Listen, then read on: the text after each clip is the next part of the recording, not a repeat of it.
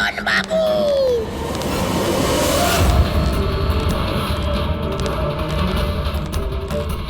কিভাবে আপনি মরতে চান বলুন মদন বাবু।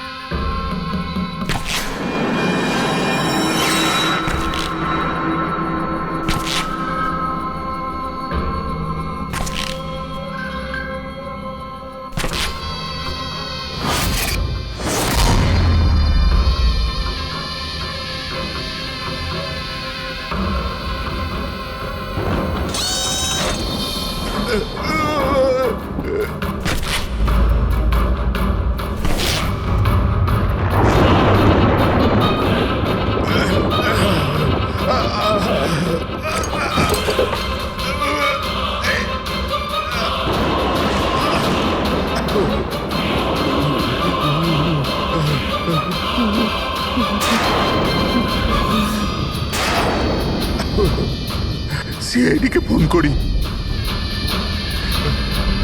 হ্যালো। হ্যাঁ, আপনি বলুন। হ্যালো। মদনবাবু বলুন, মদনবাবু কি হলো?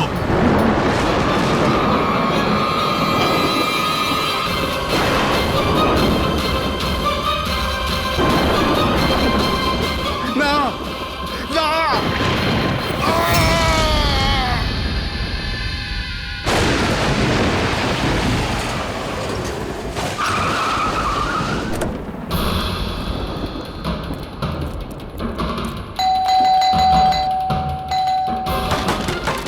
মদনবাবু, মদনবাবু, মদনবাবু, মদনবাবু,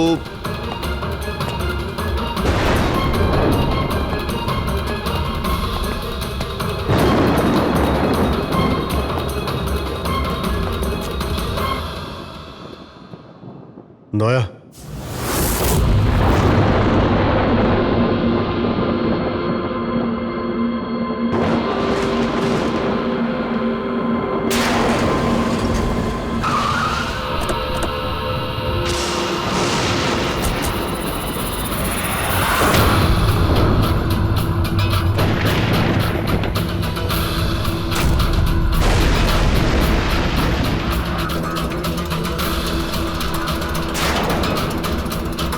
মদনবাবু, এই কে? এই কে এখানে?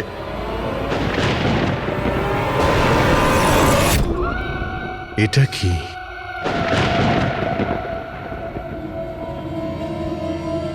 পুতুল?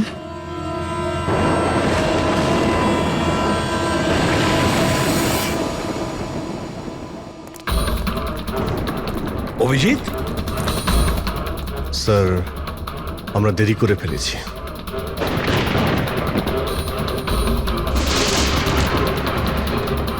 মাই গড,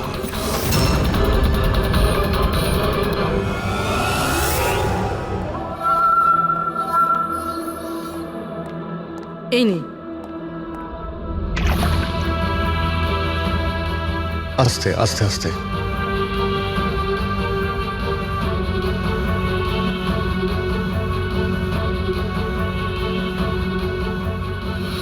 মদন বাবু, আপনি ঠিক আছেন তো? কেন, কি হয়েছে আপনার? কেউ আছে যে আমাকে প্রাণে মারতে চায়? কে? ও ও আমার আশেপাশেই আছে। আমাকে কখনো একলা ছাড়ে না। হয়তো এখনো আমাকে দেখছে, শুনছে। দেখুন মদন বাবু, একদম চিন্তা করবেন না, আপনার কিচ্ছু হবে না, আমরা আছি না? মদনবাবু, আপনি কার কথা বলছেন? কে কে আপনাকে বিরক্ত করছে? পুতুল, কাঠের পুতুল। কাঠের পুতুল? হ্যাঁ, না মানে ওটা ওরকম নয়, যারা কথা বলতে পারে না, অন্যের ইশারায় নাচে। এই কাঠপুতুলগুলো কথা বলি, মদন বাবু, কথা বলতে পারে, নিজেরা চলে চলে ফিরে বেড়ায়।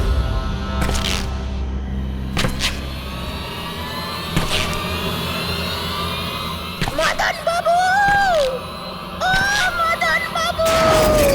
কথা বলা কাঠের পুতুল? হ্যাঁ, আমি জানতাম আপনাদের আমার কথা বিশ্বাস হবে না, কিন্তু কথাটাই এরকম যে কেউই করবে না। স্যার, আপনি এরকম কোনো পুতুলের ব্যাপারে শুনেছেন কখনো? না, জানেন কিছুদিন আগে আমার সাথে কি হয়েছিল? ওই দিন আমার জন্মদিন ছিল, ঘরের বেল বাজলো, তো আমি ভাবলাম যে আমার বন্ধুরা আমার সঙ্গে দেখা করতে এসেছে।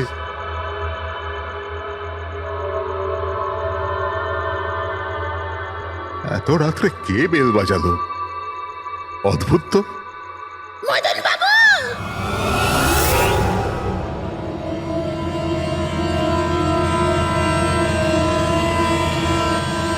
কে?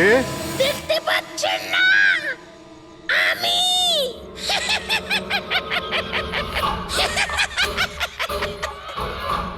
আরে আমি। এত অবাক হওয়ার প্রয়োজন নেই। জানেন কি এখানে আমি কেন এসেছি? কেন? তোমার প্রাণ নিতে। কি?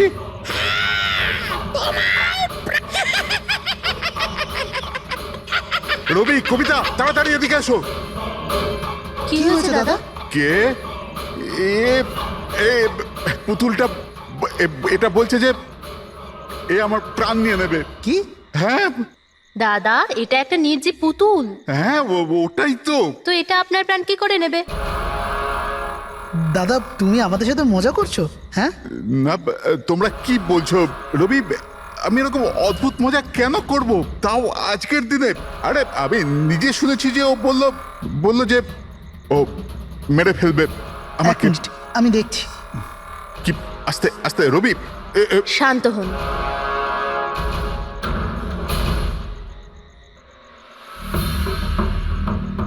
দাদা, মনে হচ্ছে তোমার সাথে কেউ মজা করেছে। এই কাঠের পুতুলের মধ্যে কেউ মনে হয় স্পিকার ফিট করেছে। চেক করো, হয়তো কোনো স্পিকার আছে।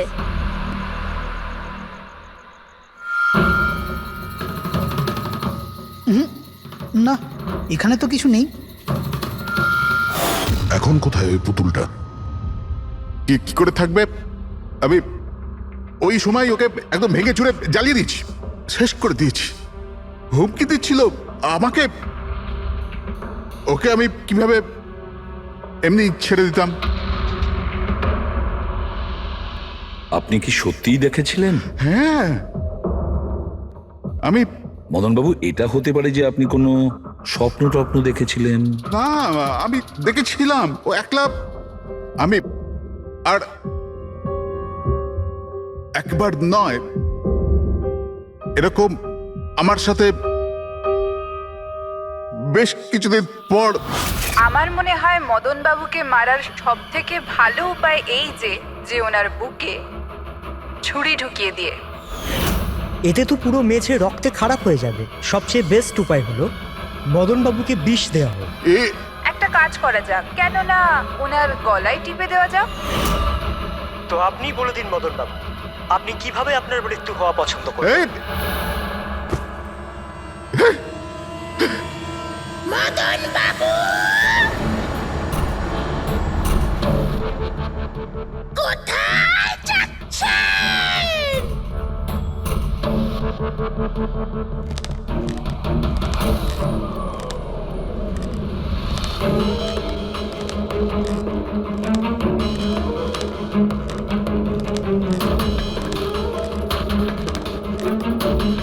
তো বলুন মদন বাবু।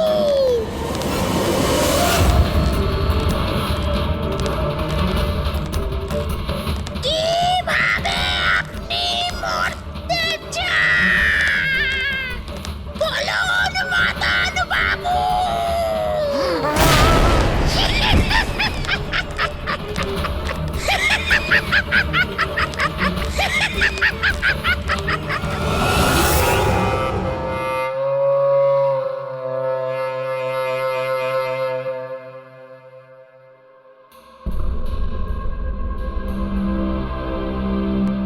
সত্যি মদনবাবুর প্রাণ সত্যি সংশয় ছিল। উনি সত্যিই বলছিলেন, কোনো ভ্রম ছিল না। এর মানে স্যার মদনবাবুর খুন এই পুতুলটা করেছে? কি যে বাজে কথা বলো না। পুতুল আবার খুন করতে পারে নাকি? তাহলে স্যার খুনটা করলো কে? সেই ফেডরিক, যে কাঠের পুতুলের খেলাটা ভালো করে জানে। যখন আমরা এখানে এসেছিলাম তখন এই পুতুলটার হাতে এই ছুরি ছিল। সমস্ত প্রমাণ তো এর দিকেই আঙুল তুলছে। তাহলে খুন এই করেছে। দাদা দাদা প্লিজ প্লিজ। দাদা স্যার, এই পুতুলটা খুন করেনি। এক মিনিট, আপনারা কে? স্যার, আমি কবিতা, ওনার স্ত্রী, আর ইনি মদন দা, ওনার বড় ভাই। উনি হলো রবি। তাহলে আপনারা এতক্ষণ কোথায় ছিলেন, কি করছিলেন? স্যার, আজ আমাদের ম্যারেজ অ্যানিভার্সারি, সেজন্য আমরা বাইরে ডিনার করতে গেছিলাম। আমরা মদন দাকেও বলেছিলাম সাথে যেতে, কিন্তু উনি বারণ করে দিলেন। আর এইসব। আপনি বলছেন যে মদনবাবুর খুন এই পুতুল করেনি? হ্যাঁ স্যার, এই পুতুলটা খুন করেনি। আপনি কি জানেন খুনিকে? আমার পুরো বিশ্বাস ওনার খুন সাদুল করেছে। উনি উনি ওনার উপর বদলা নিতে চেয়েছিলেন। আচ্ছা, যার কথা বলছেন সে কে? কিসের প্রতিশোধ নিতে চাইছে? সাদুল একজন ভেন্টাকলিস্টার ভয়েস ওভার আর্টিস্ট ছিল।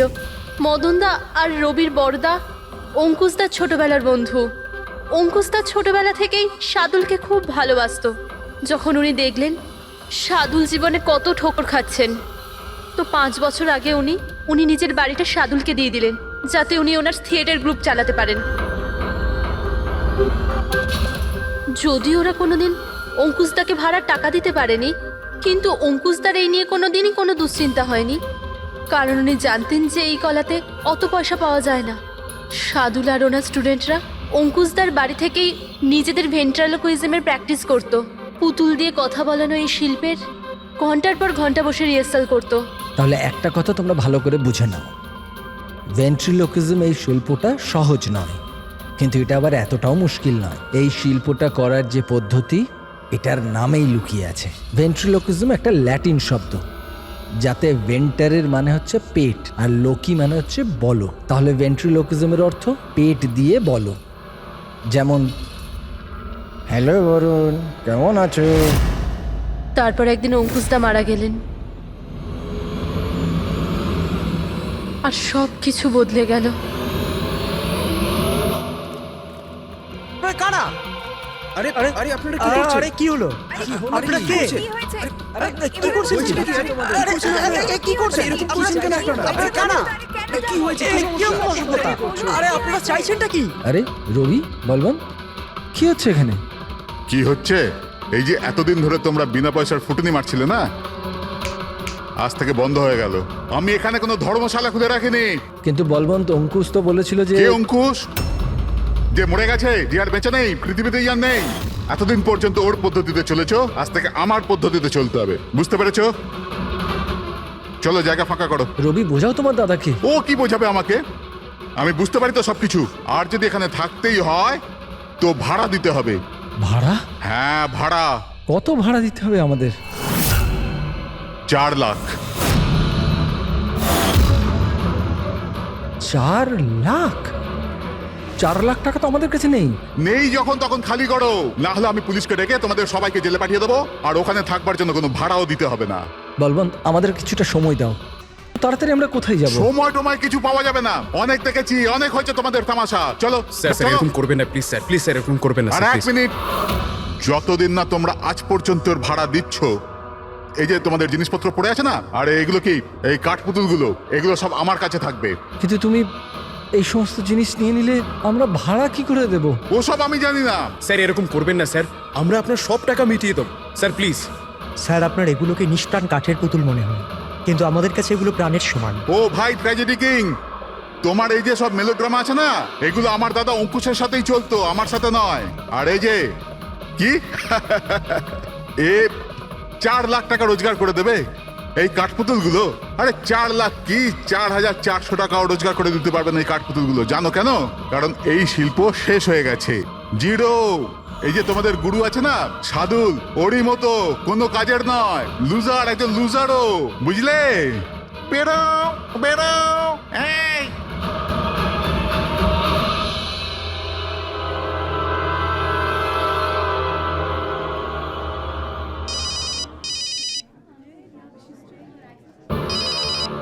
এও না। কে দাদা? আবার কে? সাদুল বারবার আমাকে এভাবে ফোন করে হুমকি দিচ্ছে। আমি দেখছি। হ্যালো। আমি আসছি তোকে মারতে। এবার তোর জীবন কিছুদিনের অতিথি মাত্র। হ্যালো দাদা, আমার মনে হয় আমাদের পুলিশ স্টেশনে যাওয়া উচিত। পুলিশ ডিপার্টমেন্টে আমি একজনকে চিনি, হয়তো ও আমাদের সাহায্য করতে পারে।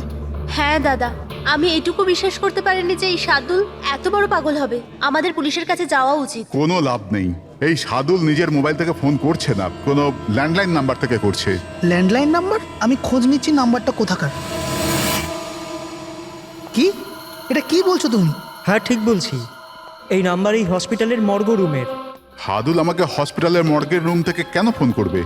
এই নাম্বার থেকে এনাদের কাছে ফোনে হুমকি দিচ্ছে। কাল রাত আর আজ সকালেও দিয়েছে। টানা 3 দিন ধরে আসছে। কে করছে এই কল? স্যার এই ফোন দিয়ে কারোরই ফোন করবার কোনো অনুমতি নেই। আমি সারাদিন এখানেই থাকি, এই ফোন থেকে কেউ কোনো ফোন করেনি। তাহলে তুমি নিশ্চয়ই কল করেছো। স্যার আমি কেন ফোন করব? আমি তো আপনাদের চিনিও না। হ্যাঁ, হতে পারে তুমি সাদুলের কথা করেছো। কি নাম বললেন আপনি? সাদুল। সাদুল? এই যে এ হলো সাদুল, চেনো তুমি একে? এ আপনাদের কি করে কল করবে? কেন করতে পারবে না কল?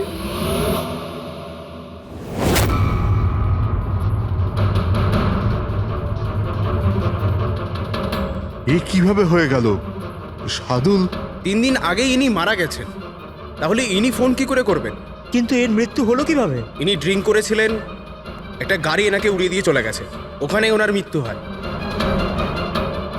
যদি ও এখানে মরে পড়ে আছে তো আমাকে হুমকি দিয়ে ফোন কে করছে?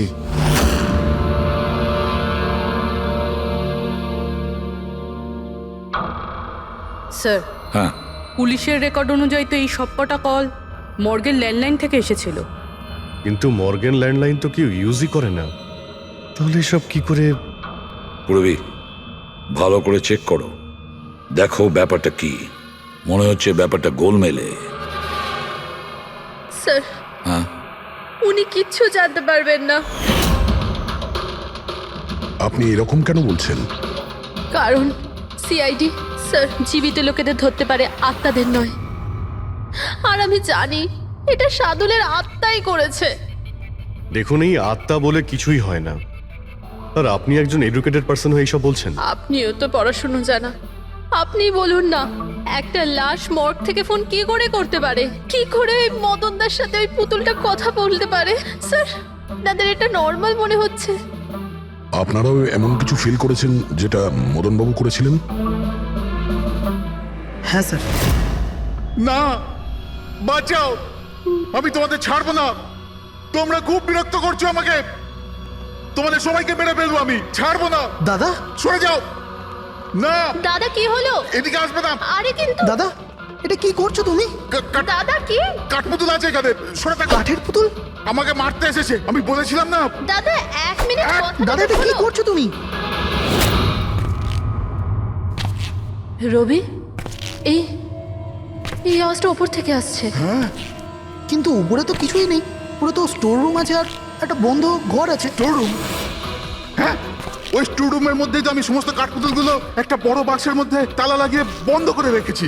কাঠের পুতুল? ওগুলো সব বাইরে চলে এসছে কিভাবে? কি?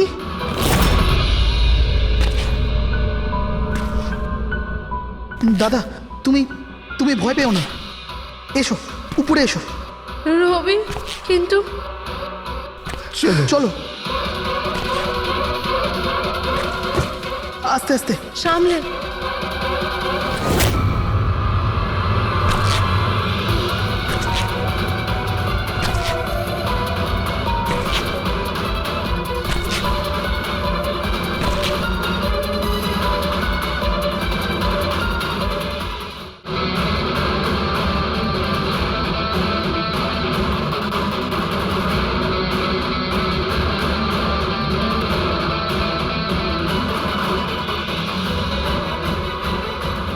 মদন বাবু,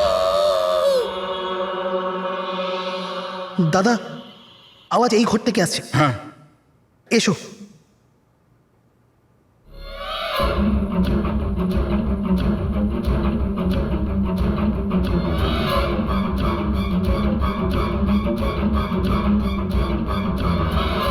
মদন বাবু,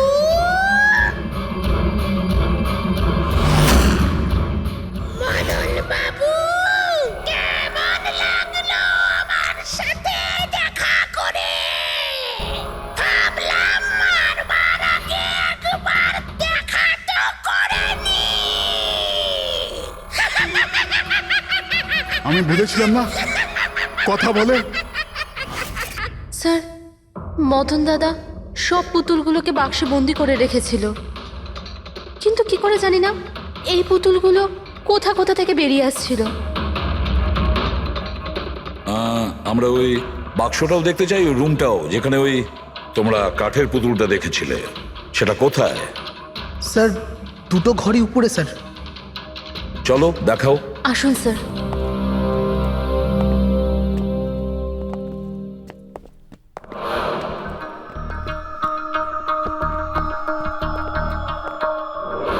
স্যার, পায়ের আওয়াজটা আমরা করিডোরে শুনেছিলাম, আর ওই পুতুলটা আমরা এখানে এখানে দেখেছিলাম স্যার।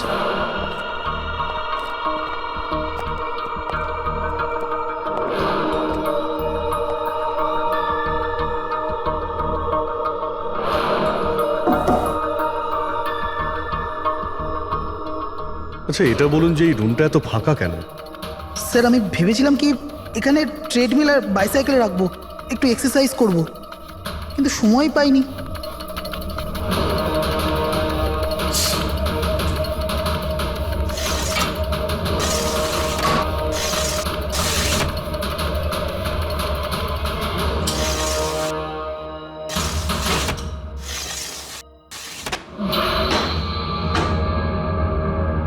স্যার, এটা তো বন্ধই হচ্ছে না।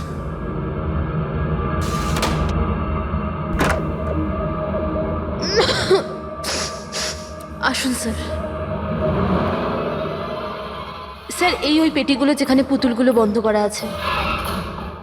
একটু লাইটটা অন করবেন? হ্যাঁ।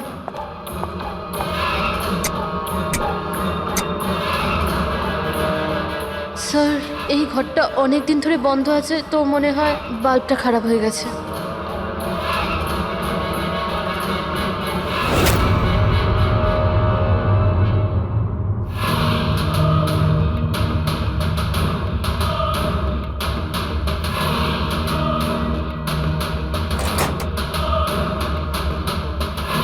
স্যার, প্রত্যেকটা বক্সে তালা লাগানো আছে।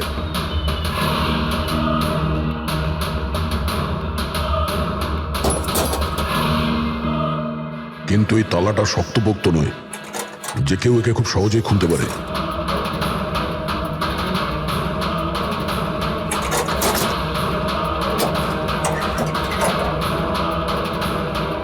এতগুলো পুতুল,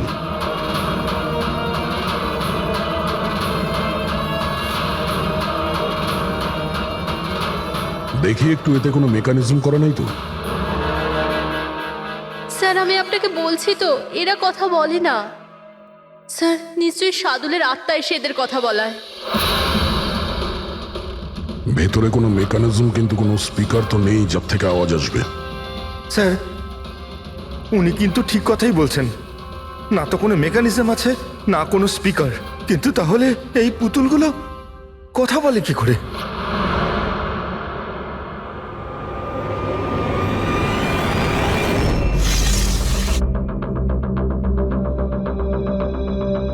লকটা কি খারাপ? লোকটা খারাপ স্যার। এখান থেকে তো সহজেই কেউ ভিতরে ঢুকতে পারে, সিঁড়িও রয়েছে আর পাইপও রয়েছে, যে কেউ সহজেই ঢুকতে পারে।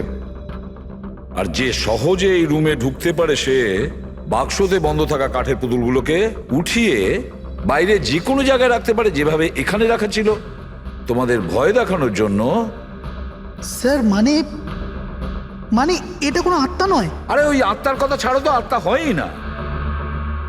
এটা সেই হতে পারে এই বাড়ির প্রত্যেকটা কোণা সে চেনে, প্রত্যেকটা কোণা। আর তাছাড়াও কাঠের পুতুলের ব্যাপারেও খুব ভালো মতো জানে। আর এরা হতে পারে সাদুলের স্টুডেন্ট। সাদুলের স্টুডেন্ট খোঁজ নিয়ে দেখতে হবে যে সাদুলের স্টুডেন্টস এই মুহূর্তে কোথায় আছে আর কি করছে। হাই, আমার নাম হলো ফ্রিডা। আমার নাম দীপেশ। আমার নাম হলো তরুণ। আর আমার নাম লোচন।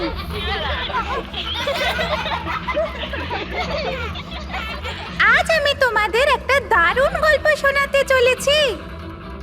না, সবসময় কেন তুমি শোনাবে গল্প? আরে তুই তো আপত্তি কিসের? হ্যাঁ হ্যাঁ ফ্রিডা, তোমার সবসময় ভালো রোল প্রয়োজন পড়ে। হ্যাঁ দীপেশ, তুমি একদম ঠিক বলেছ। পরিশ্রম আমরা করি আর ফেমাস তুমি হয়ে যাও। তোমার পুতুলও তো সেই কথাই বলছে। স্যার বুঝতে পারছি না স্যার, এটা এই পুতুলগুলো কথা বলছে কি করে? আরে পঙ্কজ, এটা একটা আর্ট, ভয়েস চেঞ্জ করার আর্ট। এটাকে বলে ভেন্ট্রিকুলিজম।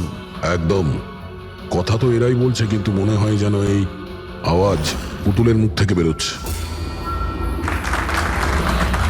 কিন্তু স্যার এরা কোথায় কথা বলছে? আপনি দেখুন না, এদের তো ঠোঁটটা পর্যন্ত বন্ধ। দেখো আমি বলছি আমি বেস্ট। এটাই তো শিল্প পঙ্কজ, মুখ না খুলে এত পরিষ্কার কথা বলা। আওয়াজ এখানে এই পেট থেকে বেরোয়। ওই আত্মাও এদের মতো শিল্পীরই তৈরি করা।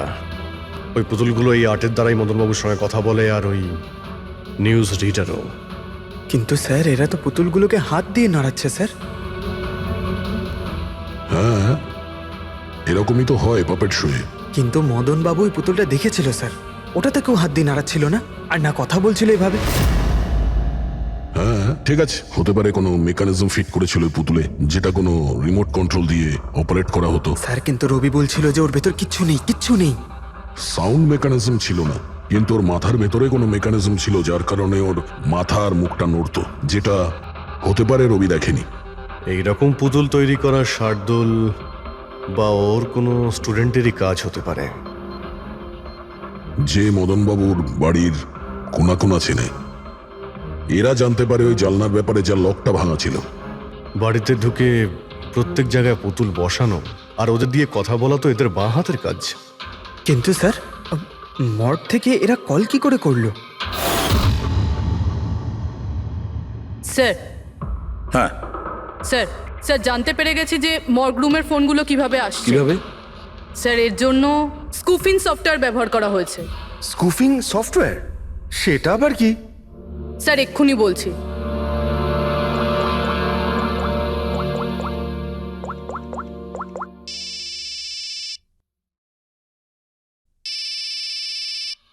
কি যন্ত্রণা! আমার ওয়াইফকে এখনই ফোন করতে হলো। হ্যাঁ স্যার, আমি কারেন্টের বিলটা দিতে না আবার ভুলে গেছি। মনে হয় লাইনটা কেটে দিয়ে গেছে। আমাকে বকবে বলেই ফোনটা করেছে। ফোনটা তোলা ঠিক হবে? ধরো, যাও তাড়াতাড়ি কথা বলে নাও। হ্যালো, হ্যাঁ, আমি বাড়ি ফেরার সময় কারেন্টের বিলটা দিয়ে বাড়ি যাবো। ফ্রেডি স্যার, এইবার কারেন্ট কেটেই যাবে। আরে পুরবি, তুমি ফোন করেছিলে? কিন্তু এটা তো আমার ওয়াইফের ফোন নাম্বার। পুরবি, এটা করলে কি করে? স্যার, এটাই তো এই সফটওয়্যারের বিশেষত্ব। ফোন যেখান থেকেই করো, নাম্বার সেটাই দেখাবে যেটা আপনি চাইবেন। কিন্তু পুরবি, তুমি এই সফটওয়্যারটা পেলে কোথা থেকে? স্যার, সাইবার ইউনিট থেকে নিয়েছি। আর স্যার, এর সাহায্যে শুধু নাম্বারই নয়, বরং কোনো মানুষ তার লোকেশন পর্যন্ত ভুল বলতে পারে। ওরে বাবা রে, স্যার ভীষণ বিপজ্জনক সফটওয়্যার কিন্তু। খুনি মর্গের নাম্বার এই জন্যই ব্যবহার করেছে যাতে আমরা ভাবি এই পুরো ব্যাপারটা সাদুলের আত্মা করেছে। সাদুলের আত্মার কাজ। আচ্ছা বাচ্চারা, তোমাদের সঙ্গে দেখা করে খুব ভালো লাগলো। পরের বার আবার দেখা হবে। বাই। সাবধানে যাও তোমরা। Bye bye bye bye. Bye. হ্যাঁ বলুন, কিভাবে আমি আপনাদের সাহায্য করতে পারি? হ্যাঁ, তোমরা সাহায্য না করলে আর কে করবে? আসলে আমরা এটাই জানতে চাই যে মদনবাবুকে ভয় দেখানোর প্ল্যান তোমাদের মধ্যে কে করেছিল? আমরা ঠিক বুঝলাম না। আচ্ছা, তোমরা কিছু বুঝতে পারলে না? হ্যাঁ, না স্যার, আমি বুঝতে পারলাম না। আমি নির্দোষ। খুব হাসি পেল। হ্যাঁ, একটা লোক মারা গেছে আর তোমাদের সবার হাসি পাচ্ছে। মৃত্যু? কার মৃত্যু? মদন বাবুর খুন হয়েছে ওনার। সিআইডি থেকে আসছি আমরা। সিআইডি? হ্যাঁ, সিআইডি। আর আমাদের সন্দেহের তালিকায় তোমরা সবাই আছো। কাল তোমরা কোথায় ছিলে? কাল আমি আমার বন্ধু শালিনীর বাড়িতে ছিলাম। ওর বাড়ির লোকদের জিজ্ঞেস করতে পারেন। আর তুমি তুমি কোথায় ছিলে? স্যার, আমরা লোচন আর আমি একটা শোয়ের জন্য গিয়েছিলাম পুনেতে। আজ সকালেই ফিরেছি। পুনা? কিসে গিয়েছিলে পুনায়? ক্যাব বুক করে। আমার কাছে ইনফরমেশন আছে, আপনি চাইলে দেখতে পারেন। এই দেখুন। কি ব্যাপার, এত ঘামছো কেন তুমি? হ্যাঁ, কাল রাতে তুমি কোথায় ছিলে? স্যার, ওই আমি বলছি, তুমি কাল রাতে মদনবাবুর বাড়িতে ছিলে কিনা? হ্যাঁ হ্যাঁ, ছিলাম ওখানে, কিন্তু আমি কাউকে মারিনি। তাহলে ওখানে কি করতে গিয়েছিলে? হ্যাঁ স্যার, আমি তো শুধু মদনকে শিক্ষা দিতে চেয়েছিলাম। যেটাও সাদুল স্যারের সাথে করেছে, খুব খারাপ করেছে। আর হ্যাঁ, আমাদের মাঝে আজ যে সাদুল স্যার নেই তার একটাই কারণ, সে হচ্ছে মদন। ওনার জন্যই উনি মদ খাওয়া শুরু করেছিলেন আর সময়ের আগেই মারা গেলেন। তোমরা ভেবেছো খুনের বদলা খুন? না না স্যার, আমরা শুধু ওনাকে ভয় দেখাতে চেয়েছিলাম। গৌরবের প্ল্যান ছিল এটা। হ্যাঁ স্যার, গৌরবই কালকে রাতে আমাকে ফোন করে ডাকে, ওই 11:30-12টার আশেপাশে। কিন্তু আমি একটু লেট হয়ে যাই আর 12:30টায় গিয়ে পৌঁছাই।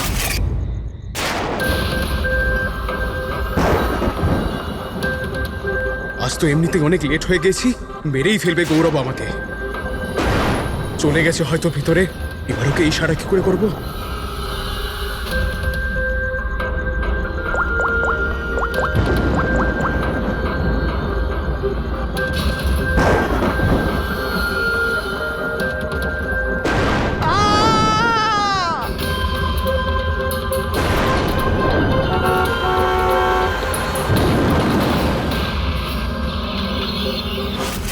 গন্ডগোল তো করেই ফেলেছো, মদনবাবুর খুন হয়ে গেছে। স্যার, আমার এই খুনের সাথে কোনো রকম সম্পর্ক নেই। আর গৌরবের? স্যার, এটা তো গৌরবই বলতে পারবে, তাই না? ঠিক আছে, গৌরবকে ডাকো। কোথায় ও? গৌরব তো এখন গোয়াতে আছে। গোয়া? গোয়াতে কেন? স্যার, এটা জানি না। ওকে কিন্তু বাঁচানোর চেষ্টা করবে না, নাহলে তুমি ফেঁসে যাবে, বুঝেছো? না স্যার, এরকম ব্যাপার নয়। কালকে রাতে যখন ওকে আমি ফোন করি তখন ওর ফোন বন্ধ ছিল। আজকে সকালে মেসেজ আসে আমার কাছে। মেসেজ দেখাও তো। স্যার, কাল রাত্রে যেটা হয়েছিল সেটা হওয়ার কথা নয়। আমি গোয়া পৌঁছে গেছি কিছুদিন গা ঢাকা দেওয়ার জন্য। কিন্তু এ গোয়াতে কখন পৌঁছলো আর কিভাবে? যখন আমরা ক্রাইম সিনে পৌঁছেছিলাম তখন তো ও ওখানে ছিল না। হ্যাঁ, যদি আমরা এটাও ভেবে নিই যে যখন আমরা ওখানে পৌঁছলাম তার ঠিক আগে ও ওখান থেকে বেরিয়ে গেছে, তাহলে ও গোয়া কি করে পৌঁছবে? খুন হয়েছিল রাত 1টার সময়, আর তারপরে আমরা ওখানে পৌঁছেছি।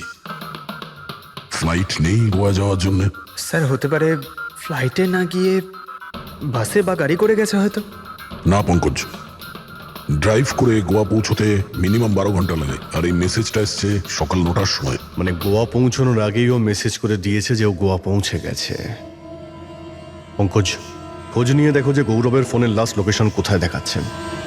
তুমি গৌরবের নাম্বারটা দাও। আচ্ছা ঠিক আছে, থ্যাংক ইউ স্যার। স্যার গৌরবের শেষ লোকেশন ছিল ওই মদনবাবুর বাড়ি, আর কাল রাত 11:30টার সময় ওর মোবাইল বন্ধ হয়েছে।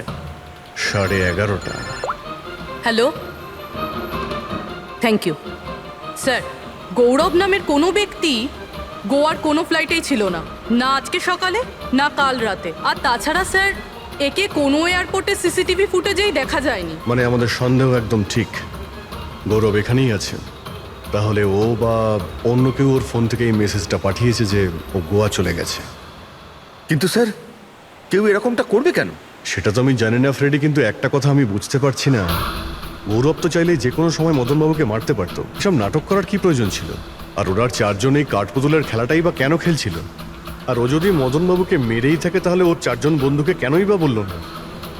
সন্দেহটা আমার এইখানেই। এর একটাই কারণ বস, হতে পারে গৌরবকে তাড়াহুড়োতে মদনবাবুকে মারতে হচ্ছে যখন ও ধরা পড়ে যায়, আর না হলে খুনি গৌরব না অন্য কেউ। স্যার, খুনি যদি অন্য কেউ হবে তাহলে এই গৌরব কোথায়? হতে পারে খুনি গৌরবকে মেরে গায়েব করে দিয়েছে, আর আমাদের সামনে এমন প্রমাণ ফেলে দিয়েছে যে আমাদের মনে হয় যে ও পালিয়ে বেড়াচ্ছে, গোয়াতে আছে ও।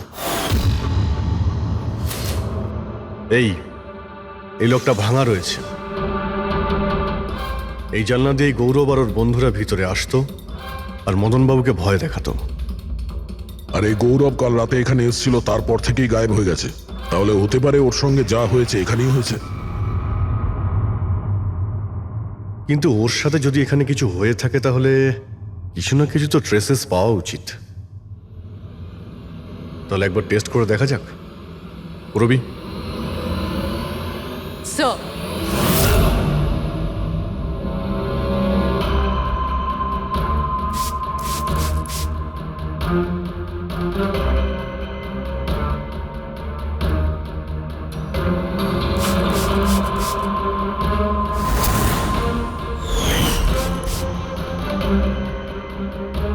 স্যার আপনার সন্দেহ ঠিক ছিল, এখানে তো রক্ত রয়েছে। ও যখন এই দরজা দিয়ে বাইরে বের হয়েছিল তখনই ওর ওপরে কেউ আক্রমণ করে। স্যার এদিকে তো কোনো চিহ্নই নেই। ওদিকটা দেখো।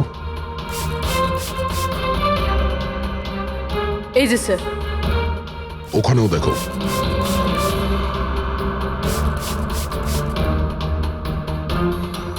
ও, তার মানে হামলা করার পর গৌরবকে টেনে হিচড়ে স্টোর রুমের কাছে নিয়ে আসা হয়েছে।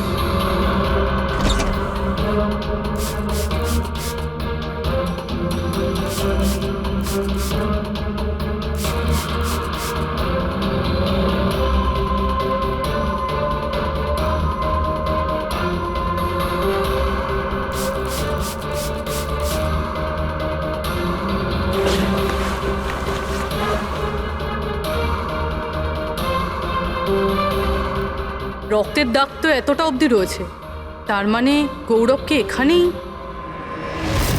আর আমরা এখানে এলাম কিন্তু আমরা জানতেই পারলাম না। আর তারপরও গায়েব হয়ে যায়। মনে হচ্ছে এখন বডিটাকে কোথাও পুঁতে দিচ্ছে এই বাড়ির লোকেরা।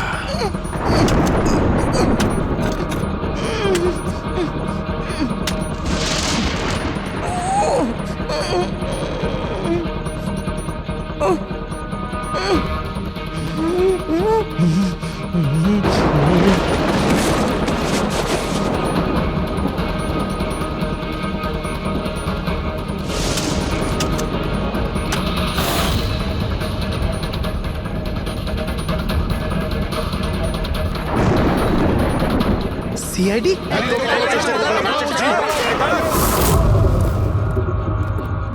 সরে যাও। পিছিয়ে যাও।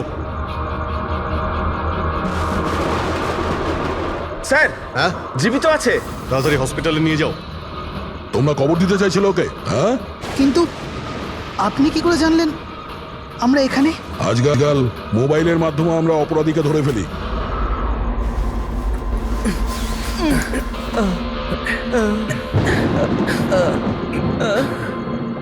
চলো তাড়াতাড়ি নিয়ে যাও ওকে। চলে এসো।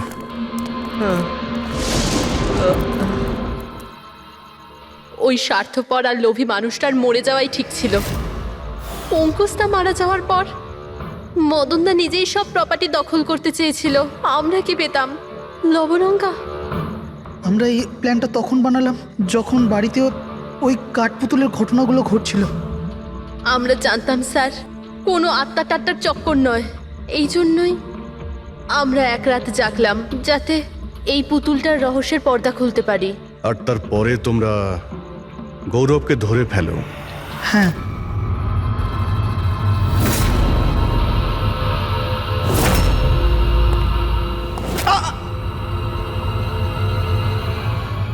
গৌরবের থেকে সব সত্যিটা জানার পর আমরা ভাবলাম যে ওর ওই কাঠপুতুলের খেলার সুযোগ নিয়ে আমরা আমরা মদন দাদাকে মারতে পারি। আর সেই কারণে গৌরবের ওপর হামলা করে ওকে বাক্সে ঢুকিয়ে দিয়েছো, আর তারপর মদনবাবুকে খুন করে আমাদের বোকা বানাতে চেষ্টা করেছো। আর এটা দেখাতে চেয়েছিলে যে খুন পুতুল করেছে, হ্যাঁ? আমরা জানতাম যে সিআইডি কখনোই আত্মাদের গল্প আর পুতুলদের খেলার উপর বিশ্বাস করবে না। আর আপনারা সোজা সন্দেহ করবেন সাধুলের স্টুডেন্টদের, বিশেষ করে গৌরবের ওপর। আর আমাদের মিসলিড করার জন্য গোয়ার ওই মেসেজ পাঠিয়ে দিলে। হ্যাঁ, আমরা ভেবেছিলাম যে আপনারা সারা জীবন ধরে গৌরবকে এখানে ওখানে খুঁজতে থাকবেন আর আমরা ওকে মেরে এখানে পুঁতে দেবো। টাকার জন্য তোমরা নিজের দাদাকে মেরে ফেলেছো। কি করবে এই টাকা নিয়ে? আর না এখন এই টাকা তোমাদের জেলে যাওয়ার থেকে বাঁচাতে পারবে, আর না ফাঁসির দড়ি থেকে।